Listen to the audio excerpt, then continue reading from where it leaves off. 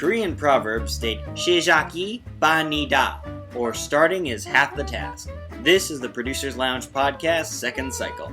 I'm your host, Richard Tucci, and on this week's episode, we have producer Kim Evey, one of the producers behind the first hit narrative web series, The Guild, and also one of the founders of Geek and Sundry with Felicia Day.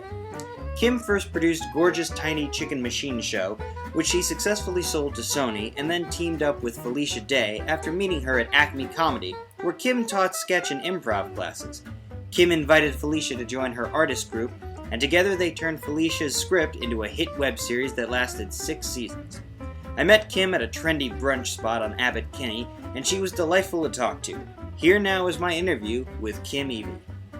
I'm going to consult Yelp. I always do. I like to see what people like at places. Yeah.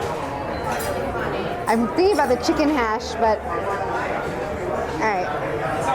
I don't see it on there, but I'm going to get it anyway. Okay. The chicken hash. I think I'm going to go with the breakfast burrito chorizo. I love a good breakfast burrito and huevos also. But I went to the doctor and I have really high cholesterol. Oh. Really crazy high cholesterol. Oh, I'm sorry. Which is bizarre. Yeah. It's not due to stress, is it? Or maybe. I don't know. And I thought my husband was going to, the same thing was going to happen to him because we basically eat the same thing, but then he got his blood done, and his is a little bit high, but not like crazy high like mine is. okay. Mine's crazy high. So. When did you first meet Greg? We met in 2002 at Acme Comedy Theater. Was that up in Seattle? No, it was here in LA. And you originally first came to LA to be a sketch comedian, right? To be an actress. Yeah. So. Living the dream. Living the dream. Yeah. And I did it for a while, but and I was making a living at it, but I was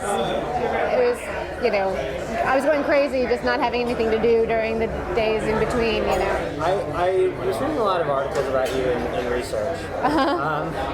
Not in stalking, but in research. But basically, like, you grew up in New Mexico originally, and then went to Seattle and did comedy there. And then you came to LA, I guess, in 2002? Or? 2000. So as far as your route to actress, did you want to go into comedy? Were you... Because I have a lot of Asian actor friends who also say, oh, they only want you if you can do kung fu. That kind of stereotype. Yeah. I did. I had done a lot of improv when I was in Seattle. I was part of a company, and we did actually kind of... Well, at the time, Christopher Guest movies didn't exist, so... I couldn't say like, oh, we do like scenario-based improv the way Christopher Guest does, So we would all come up with characters, and we would know basically plot points. But then every night we would improvise the shows, and they would always turn out a little bit differently. So it was more of a long-form Randall than say like, whose line is it in the sketches? Yeah. So, but there were more, as we went on, they were more like self-contained plays, So it wasn't like, we'd start with a topic and then improvise, and then it was like we'd create the characters in our rehearsals, and then we'd,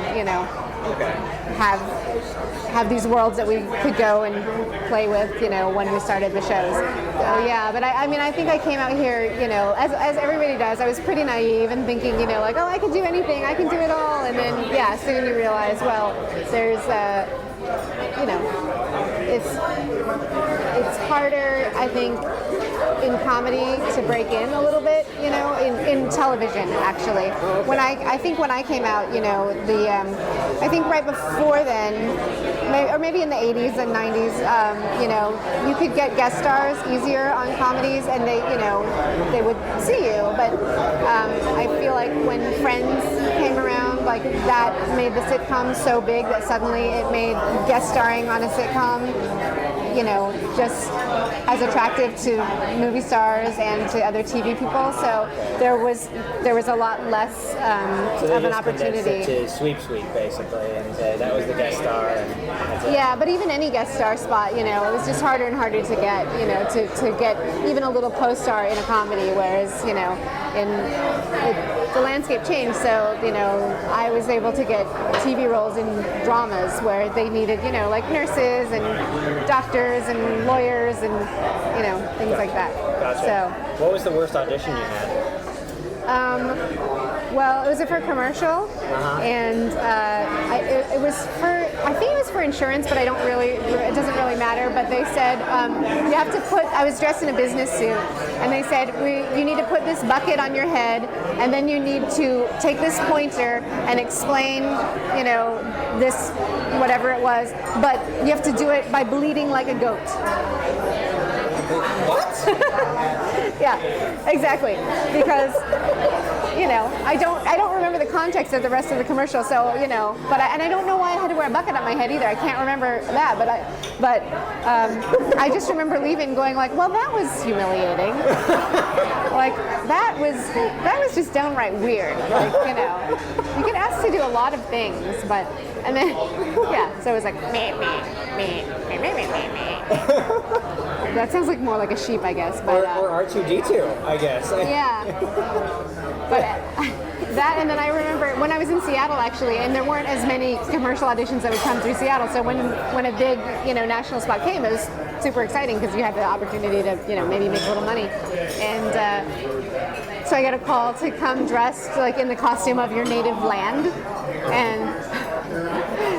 Yeah, and I'm Korean and I don't have any like native Korean stuff, but I had a kimono that I had gotten because I had actually traveled to Japan. So I put on this kimono and I went, and it was a really hot day in Seattle. And because Seattle's only nice 3 months out of the year, most places aren't equipped with air conditioning, or a lot of places aren't. So I go up this elevator and I go. They're having the auditions in a hotel room. And I get that's out. not a good sign. I think it was just because it was a real audition, but it was because the director had flown in and that's where he wanted to do it, and it was just easier. So I go into the hallway from the elevator, and there's just like people of every ethnicity dressed as from their native land, sweating bullets, miserable, uncomfortable, and just like everybody like wilting, So there's like people, in these beautiful headdresses, but everybody's just like kind of slumped against the wall and like fanning themselves with whatever they can, and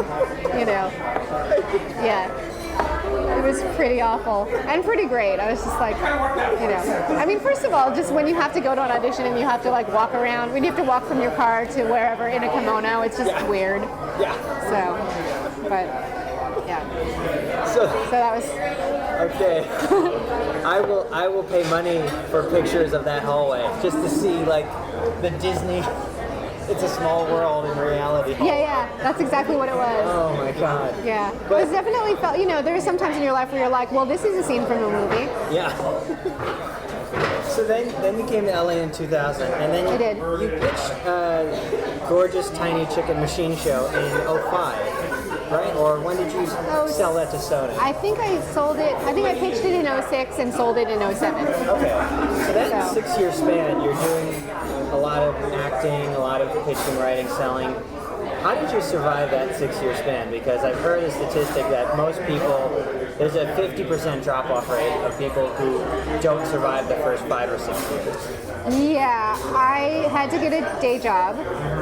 Actually, it was interesting. The first year I moved out here, I barely stayed here because I had a job in Seattle as an actor where I would go to conventions and trade shows as a Microsoft representative. I would learn scripts and I would, talk about products, and I didn't know anything about the products. I only knew what I memorized in the script. Right. Thank you very much. Oh, thank you. And what was I saying? I got distracted by this because I'm like, what is it? It's like a pretzel, but it looks like... It looks like a weapon from Star Trek. It does, it does. It looks like future food. Yeah, you can go for it. I'm trying to stay off of carbs like that. Oh, that's good. Yeah. See, I need to... The butter is what I have to stay away from, apparently. I will eat the butter whole. Giant... Yeah, you're allowed to have the butter. I can have the bread. Okay, I want to rip one of these off. This is like a pretzel. It's like a not salted pretzel. Yeah. Basically. That's interesting. And this is the Star Trek bread of death. Exactly.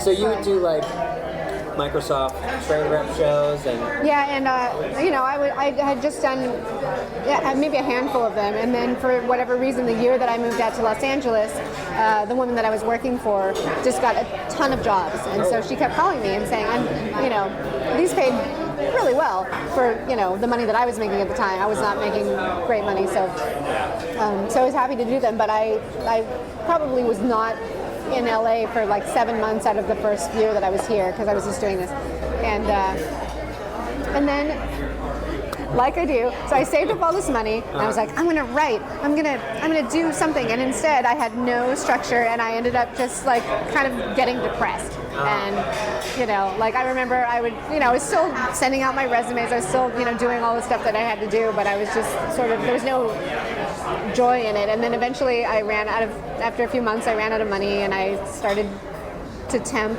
and then I ended up getting a really great job in post-production as an assistant at Warner Brothers. And it was great because it was like in an office on the lot over on Formosa. So it was like this weird side post house that Warner Brothers had. Oh yeah. And sorry. Yeah, sorry. And I worked for a guy who was never around. Yeah. And so I had, like it was a fine survival job, and my boss was my friend who was also an actor. And so she would let me go on auditions, and and I did that for about a year, and then that's when I started doing Acme Comedy Theater. So during this whole time, I had gone to Improv Olympic and done some classes there, and then through meeting people there, I think I met another group, and this guy named. I think that's this guy named Michael said, hey, I'm doing a comedy group with this guy Travis, you should come and do it. So I did some improv with them, and then that led me to Acme, to the sketch writing class. And then as you're kind of over the 6 years, I imagine you're doing a lot of the networking stuff. Like for me, when I got to LA, I went to a lot of networking parties, and they weren't like networking with important people, they were networking with like, hey, come network, and it's just a bunch of people kind of at your same level. Mm-hmm. And I don't know about you, but I always felt those kind of networking events to be counterproductive. It's just the same kind of people all looking for a job amongst each other.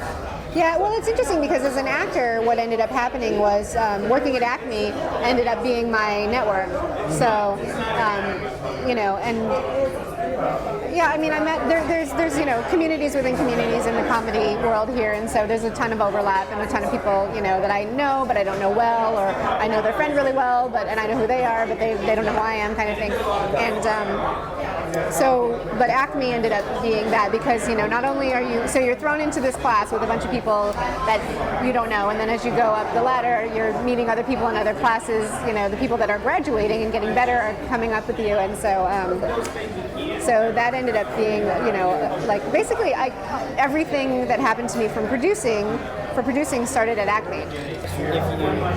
Did you find Acme beneficial in certain regards as opposed to Improv Olympics or the other studios? Like, do some have advantages over others? Or? Yeah, I think it's really just wherever you feel comfortable, and I for whatever reason at Improv Olympic I always felt a little bit on the outside. Some of it was that I was a little bit older. I was in my 30s when I started, and a lot of people when they're starting out in improv, they're in their early 20s or their mid 20s, and they're super hungry, and they're just really there's just a different vibe, and but I had already lived through all of my 20s, so I was kind of like, well, I'm not interested in the whole. I remember one girl on a break at Improv Olympic, we walked to get water, and she ended up telling me some drama that she was having with her and this girl that she was having an affair with. Just like crazy stuff, and I was like, okay, this is not really why I'm here.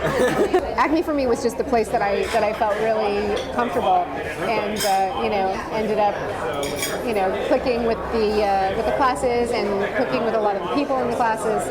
So those are the people. It's like you're sort of networking, you're meeting these people, and then so many of the people that I knew when I started at Acme, I still know and I still work with. So now you mentioned that when you first did 6 months of I'm going to write, but it didn't really work. You lacked structure. And I also read somewhere that you had actually joined the creative this creative organization group, and Felicia Day was also in it, and that's where you two had met. Was that through Acme? No, actually, that was just through some girlfriends that I had. We were all complaining about the same thing, like lack of structure. I was acting and trying to write, and there were, there's a couple of other actresses, a director, and so we just decided we were going to get together once a week at an insanely early hour for all of us at like 8 o'clock in the morning on a Monday, so that we couldn't, because we were like, if we do that, nobody can be like, I have an audition. It's like, well, you can't have an audition before 10, so you can be at the 8 o'clock meeting. This is true. So we did that, and actually Felicia wasn't in it initially, and she had taken a writing class, so at Acme I eventually ended up teaching one of the sketch writing classes, like the beginning level sketch writing class, and Felicia was in it, and she was supremely talented, like, she didn't need my help at all, but so she, I met her then, and we really liked each other, and then, she would do things like she invited me to her housewarming, and, so we had these like little connections, but we weren't like hanging out, but I just kept thinking, I really like this girl, I really want to, get to know her, and so a few months later, we finally had lunch, and she was saying, because I was like, what are you doing? Because, I thought, oh, Felicia, she's a working actress. She must have this really great, amazing, life. She's moving to this new house.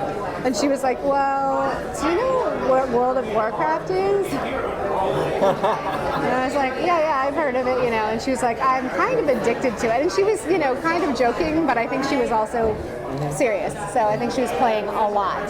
And, so I told her about this group, and I was like, I have no idea if you're interested. I don't know if it's up your alley.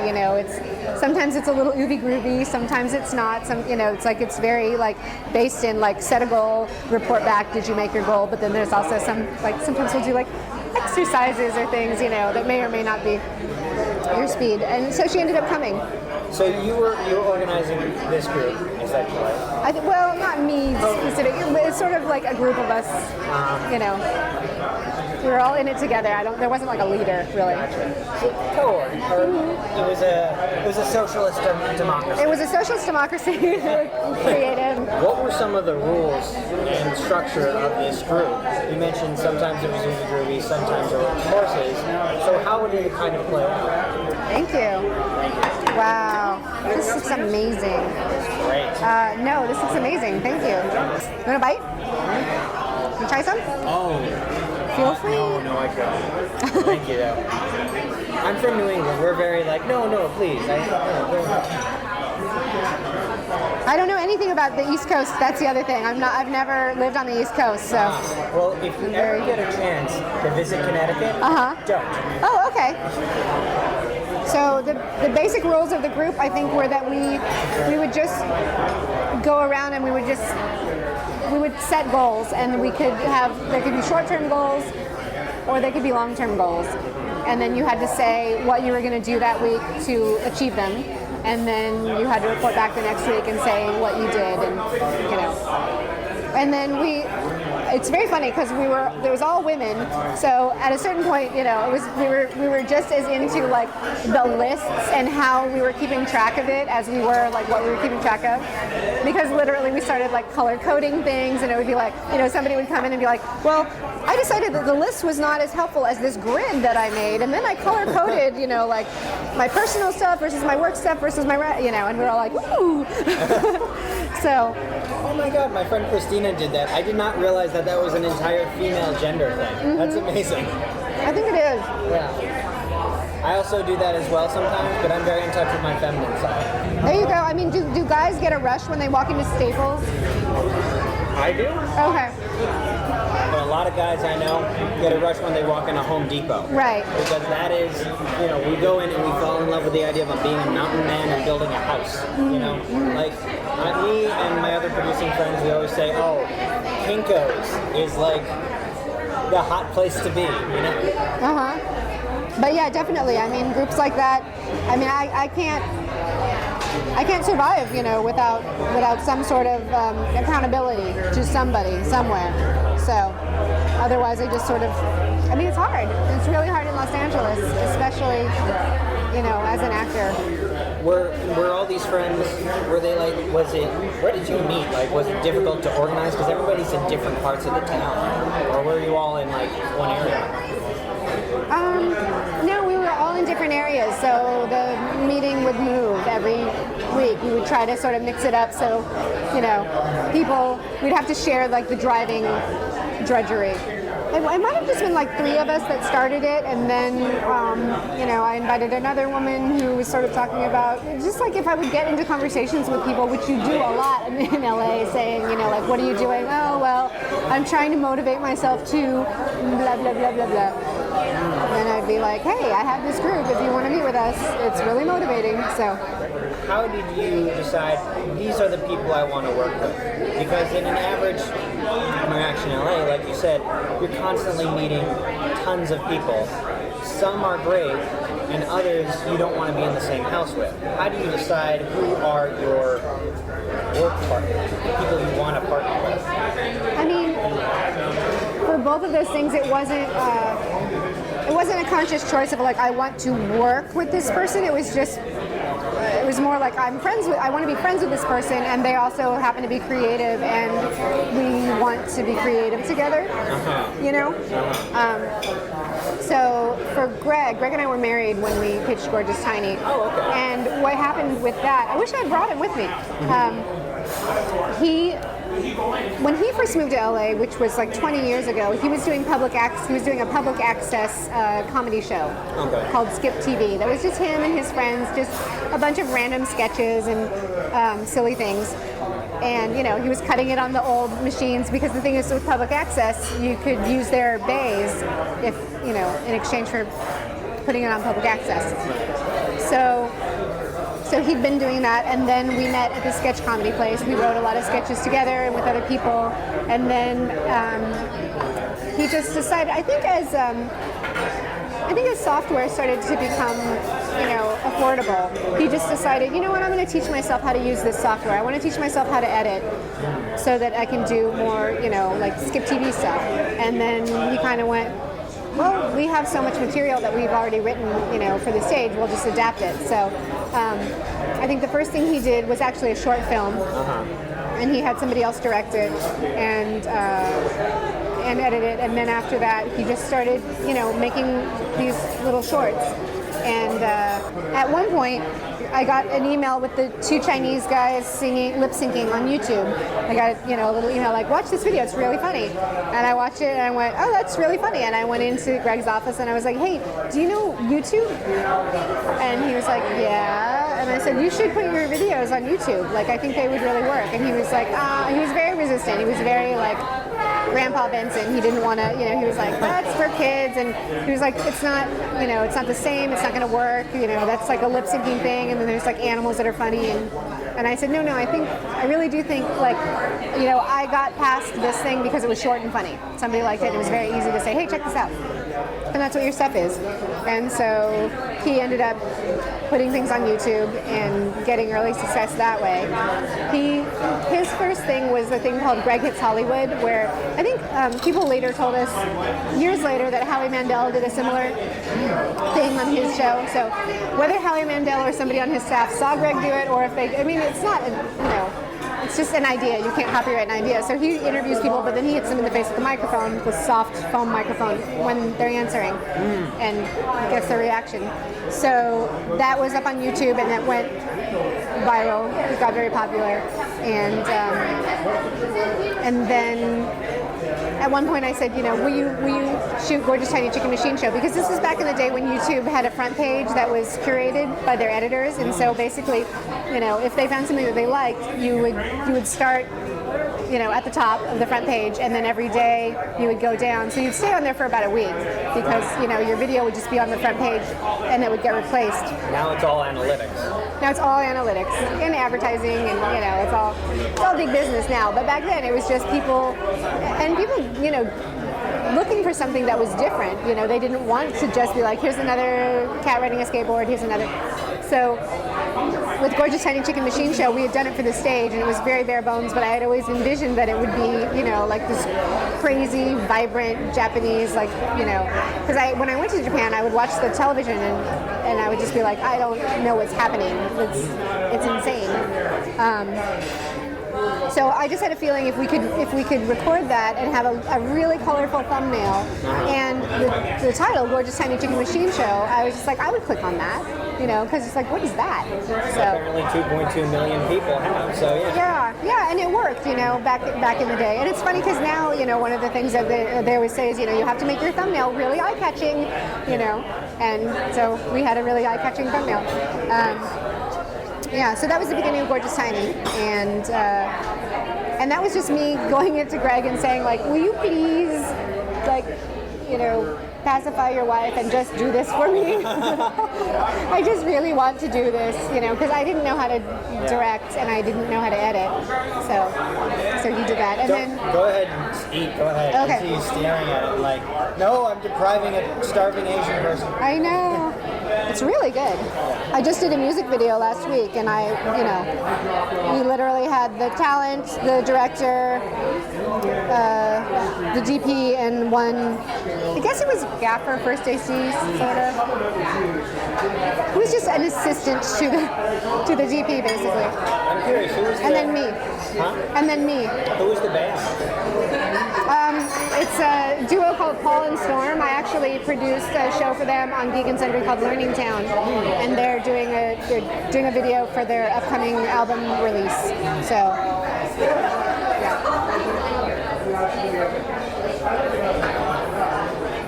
It's interesting because when you got into the Guild, you were able to build a really big cult following because you were able to go onto blogs and build kind of a hey, the person you like is in this show, check it out online, and also from the World of Warcraft community as well. And you're able to get basically an audience that was willing to pay for the show prior to Kickstarter, just putting up a PayPal. Yeah.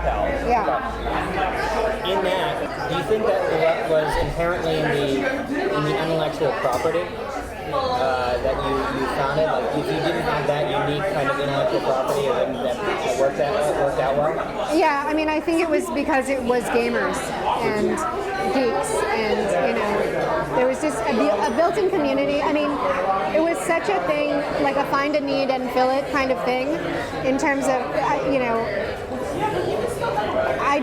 there might have been another one, but I didn't know of another sitcom for gamers about gamers that was written by a gamer, you know.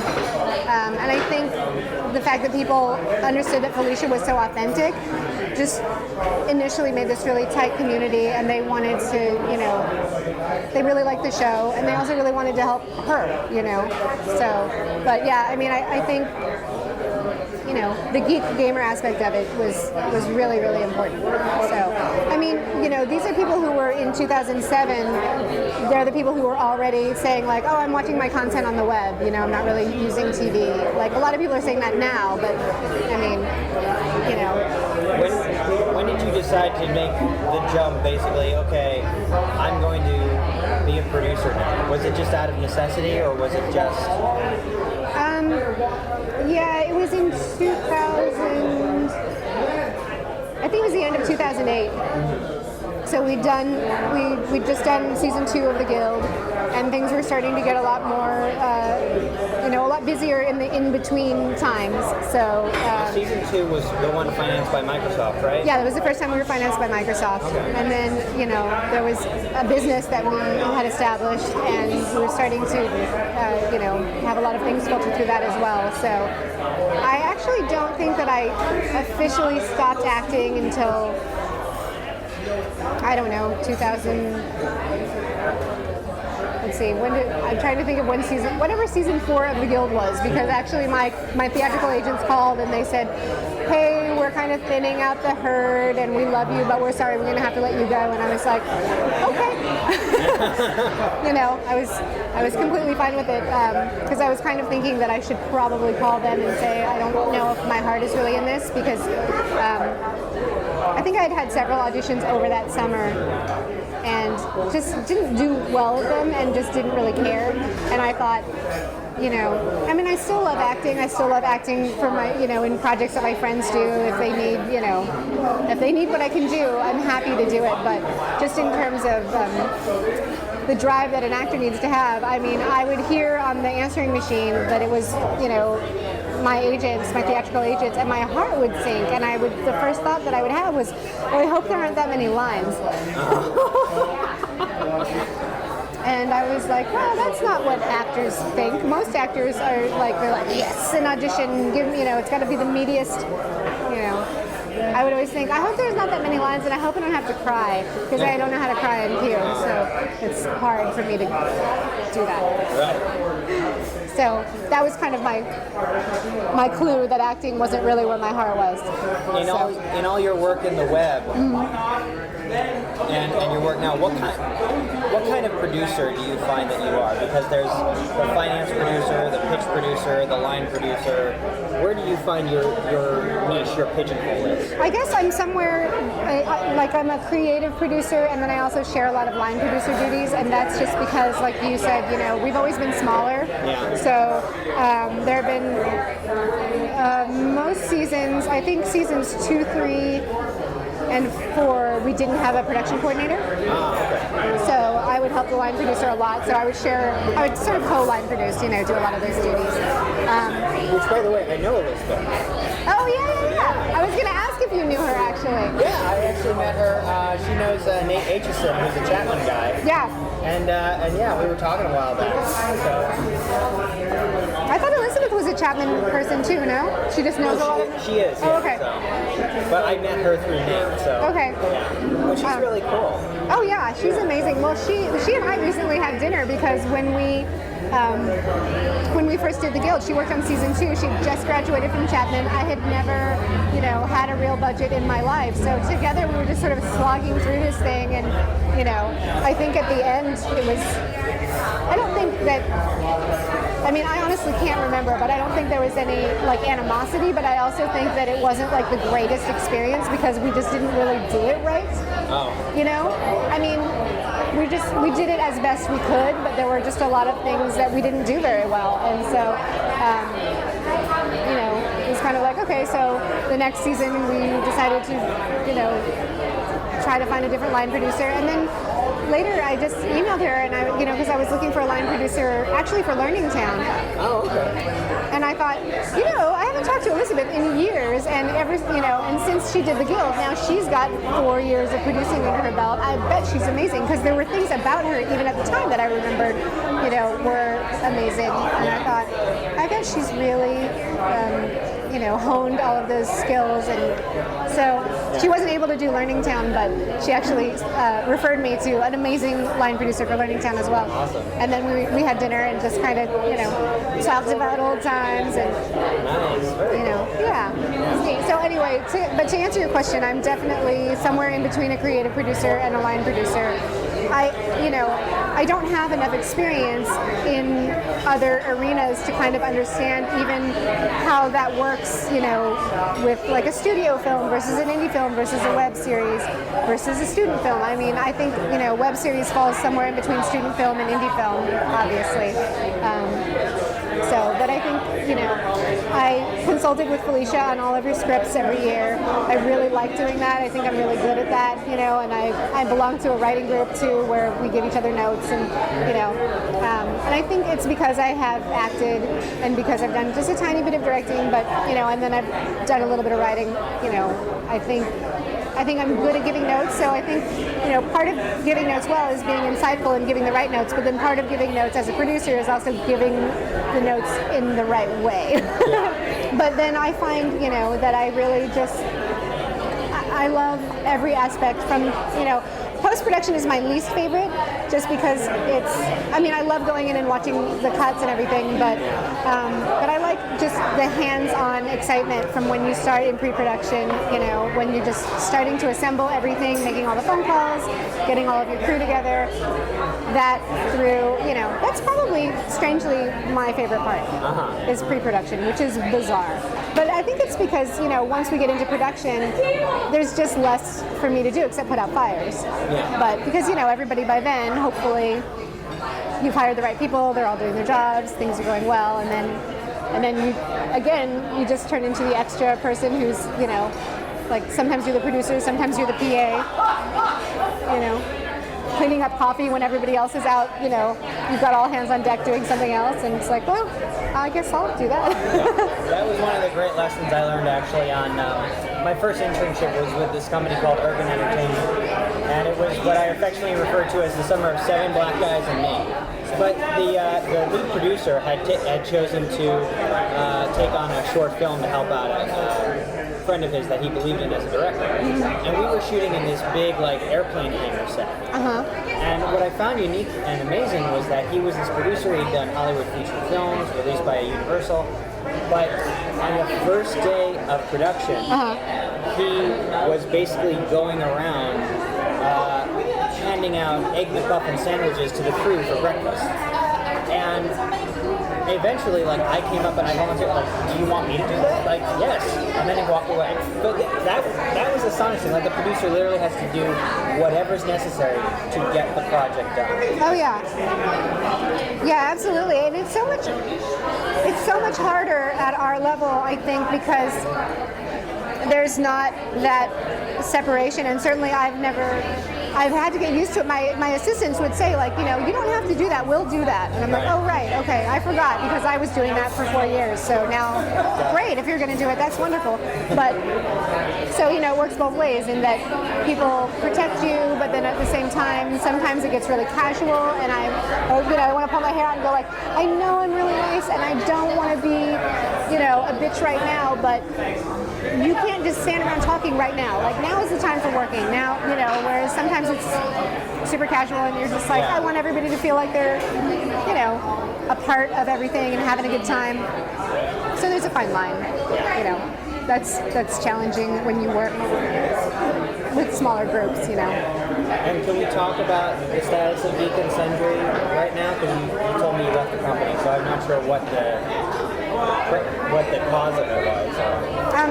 Well, I left because after we did season 1, we sort of had to look at, how successful were the things that we had done, and then what do we want to do next based on the budgets that we're getting, based on the things that were successful.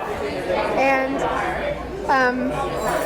it really kind of turned into this realization that the things that were working were gaming, the things that were not working were long-form narrative. So I'd done The Guild, I had done Written by a Kid, and I had done Learning Town.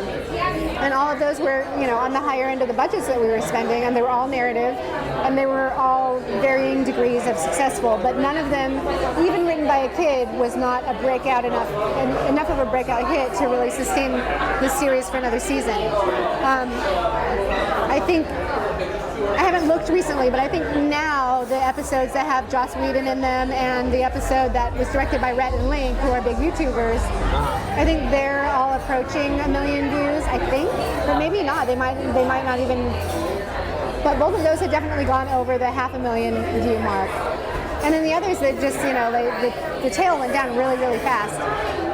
So I just had to decide, well, what do I want to do? Because I love producing narrative, and I wasn't. I realized that I wasn't as good at being an executive producer. I wasn't as good at manage. It's not true. It's not that I wasn't good at managing a bunch of projects. It's just that it wasn't very interesting to me. I wanted to be, again, the person who's helping to make the phone calls and in there and on the set, and I wasn't as interested in saying oh, okay, well, here's money, go make that. I'll call you to make sure everything's going okay, and then I'll show up on set a couple days, and so that's a little bit more where things were headed.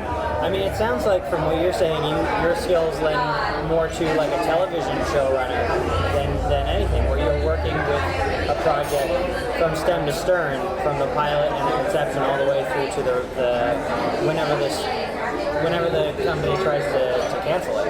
Yeah. So, and then the thing that I don't have experience with is, going out and getting the funding. But here's the thing: for a producer who lacks experience in finding funding, you were able to get really solid funding for Geek and Sundry, for the Guild, for Tiny Chicken, Gorgeous Tiny Chicken. I'm sorry, the Chicken Machine. Yes. Yes. Yes. Yes. I mean, how did you accomplish that? Because that takes balls. I mean, it was, I give so much of the credit to Felicia for the Guild. I think that, she was able to learn from my mistakes with Gorgeous Tiny in a way. I think it was nice that I had done that first because, I made a deal with Sony, which is, a giant corporation. And so there were things, it was amazing. I don't want to denigrate them for doing it because it was a really great experience to be able to, get paid to do this thing that I loved. But I knew early on, I felt like, okay, this can be more than just a little show. I wanted to, have stuffed animals and characters and, t-shirts and, all these things that I really wanted to do. And not because I thought, I'm going to make a ton of money, but just because I thought people would like them and I would like them. And so those were the kinds of things where with Sony, I went in and saying, I want to do X, Y, Z. And they were like, yeah, totally. We're all about that. We're going to, we have this department that'll do this for you and this department will do that for you. And then in the end, it was for them such an experimental time that, they couldn't get merchandise, any arm of Sony's merchandising to make a Gorgeous Tiny t-shirt. That just was not going to happen, But I didn't understand it. And I also, was afraid of, I'd never worked with the company before, so I didn't want to screw up my deal. I didn't want to offend people. So I just sort of waited. I would send these polite emails. Hi, is this happening? And then I'd get a polite email back. Oh, we'll look into it. So Felicia saw that, and then she realized that with the Guild, we could keep doing it. We didn't need anybody to continue to make it the way that we were making it. We realized after season 1, I ended up figuring out how to author a DVD and get a DVD made, and we were able to pay people back with the funds from that DVD. So knowing that there was enough demand, there would be enough demand at the end of the season that we would even be able to pay people back, gave us a great freedom, the fact that she was able to hold out for the deal that she wanted, I think a lot of it was due to the fact that she saw what had happened with me and my show, and she went, well, that's ridiculous. I'm not going to hand over the reins of this show to anybody because nobody knows it better than I do. And at that time, honestly, nobody knew the web better than Felicia did. So many things I go now and you hear, it's the same stuff that you hear at every panel. It's just like, oh, you have to be authentic. You have to have a connection to your audience. Your social networking, you have to be interactive. They have to feel like they know you. All this stuff that are the things that, Felicia did initially, organically,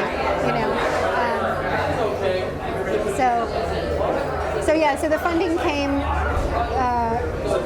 from Microsoft, actually, after we'd had a bunch of other meetings.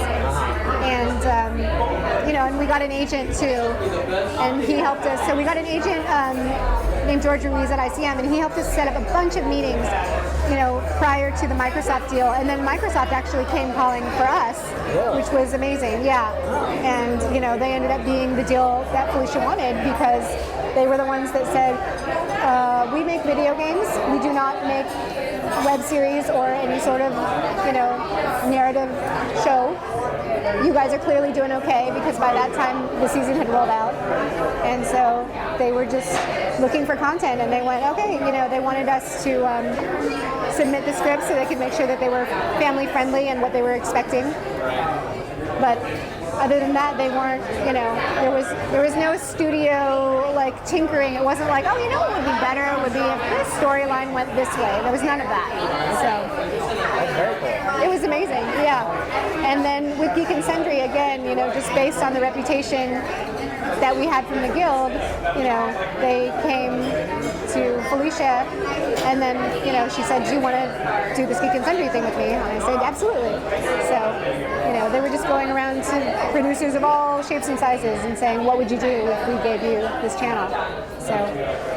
So what's next for you? I am talking a lot to a lot of different people, doing a lot of independent projects, smaller. I'm thinking that what is next for me is maybe a production company of of my own.